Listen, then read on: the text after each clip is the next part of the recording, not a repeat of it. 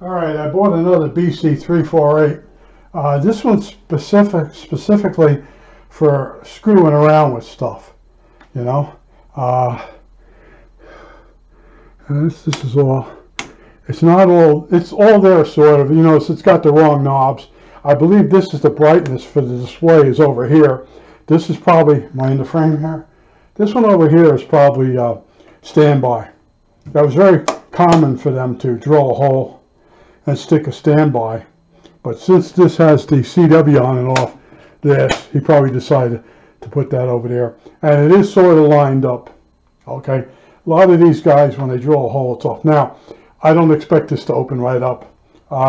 You turn this knob here and this knob here while pulling on these handles. Okay, and I started this, and one of them I put oil in there. Oh, hey, it's going now. I put some in the back. There's a nut, and I dropped some oil in there. Let me get this one going. I think that was wrong. It was totally bound up. Oh man, that's what was wrong. See, I told you, if you put a drop of oil in the right place, it makes all the difference in the world. All right, this one seems to be not wanting to come all the way forward. There we go. Oh wow. See, that's one of the hardest things. I told you once before. I got a radio that had a mouse nest in it, and you could not get the top off it. And the guy had a long story, and he said something like, it's possible there's a mouse in there. And then after I got it, and I started looking over, I realized the way he tried to get it open, he removed most of the mouse nest. So I did get some of my money back. All right, let's see if this, right now I'm trying to get the case off the radio. I hope it's not another mouse nest. It seems to be coming better than the mouse one. Oh, we have headway. There is something jiggling around inside, but this thing was basically, the guy didn't describe it as bodged.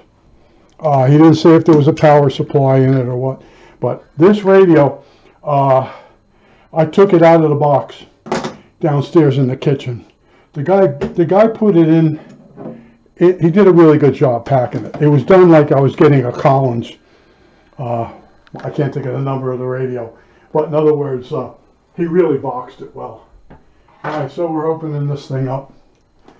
I didn't want to unbox it on camera because I start swearing over nothing now. Okay, sometimes, you know, you want something packed really good, but sometimes it's overdone. And like even getting this case off. If this case has any dents in the side at all, it makes it really hard to get off. Okay, it seems to be working its way. Oh, these IF cans have been dented down a little bit. What just dropped to its death?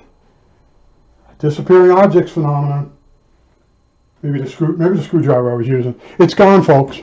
That screwdriver that just dropped away on me, it dropped alongside the bench and bounced, and I know it's under the bench.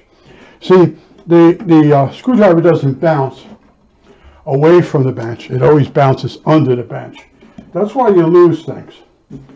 And if you don't, pay attention to what you're doing, like I'm really paying attention to how to get this lid off, and it's giving me a hard time now. Oh, I hope I don't see it. And it's got a really bad musty smell to it.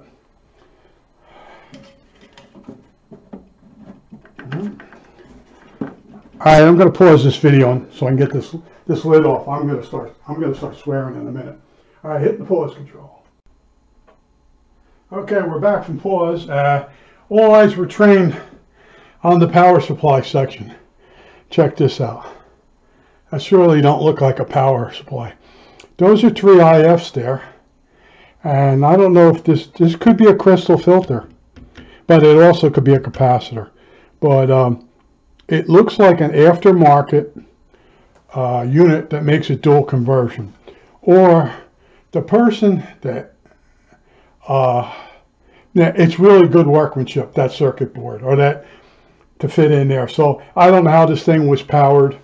Okay, but this is the one of the original type BC348s. It's got the antenna tuning. Let's see if I can turn this. You see this regulator? See if we're in the frame. This is a regulator. It's a neon tube, but it's a regulator for the oscillator voltage. That's telling you it's early. It's not a late model. But I bought this because it was an RCA, and it was sitting at 40-something bucks. I said, let me put a bid on it, you know. So I popped a bid in there, expecting it to go for $150. Well, obviously, the people that buy this thing, there's a big chunk out of the front of this thing.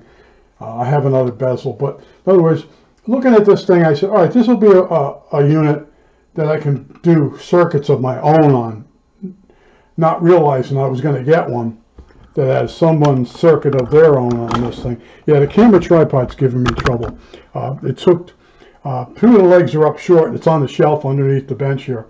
I just wanted to get this in the frame, but that's where we're at now. And this thing smells really bad, and a lot of the parts underneath have got that nice white look to them. So does this. Okay, see that white? That's mildew. Okay, that means this has been sitting in a box, in a cellar, in a puddle of water. So this radio is going to be left, the case is left open. I believe the case is for a different radio. That's why it was so hard to get off. And some wackadoodle bolt came out. This was freewheeling in there. This looks like one of those bolts that stay in a dynamotor. Okay, I don't know if this thing's actually attached. You know, I think there's one more screw, and I have to pull this rod out in order to get that out. But this isn't my main project. This is like maybe in the future I'll build something, but at this point, this isn't really worth $50. Okay, it's got so many botched things, but you know, you don't know. They don't show you pictures of the inside. You know, you don't know there's going to be a thing that makes a dual conversion. But I bet this circuit board, or this circuit, is very rare. If this is an add-on or an aftermarket, this might be worth more than the radio, okay? And that's what I'm hoping right now, that somebody knows what this is, sees it, and wants it, okay? But there even might be a shield missing. I think the shield was on this one, or maybe not. But yeah, it's got that nice milky mildew metal. You know, I've got a lot of radios like that from eBay, and the people that leave stuff in basements, they don't realize what it does to radios and electronics. Oh, and this only has, you know, it's got the 3 front end. Okay, yeah, this is the early model, one of the early models. Maybe I think it was supposed to be RCA. Let me make sure the tag is the same as the radio receiver, signal core, USA. What the hell happened? Yeah, RCA manufacturing company, New Jersey. Okay, so this is the radio, but you can't always tell what you're going to get from the pictures. You know, the pictures aren't smell-o-vision. But after this is in my house a few days, and leave it open, the mildew smell will start to disappear. But I got to get this back off the bench, put it in another room, and get back onto my dual conversion. What was it? Dual conversion. Like a Collins radio. Yeah, we're having fun with that. I think that's it. All right, that's it.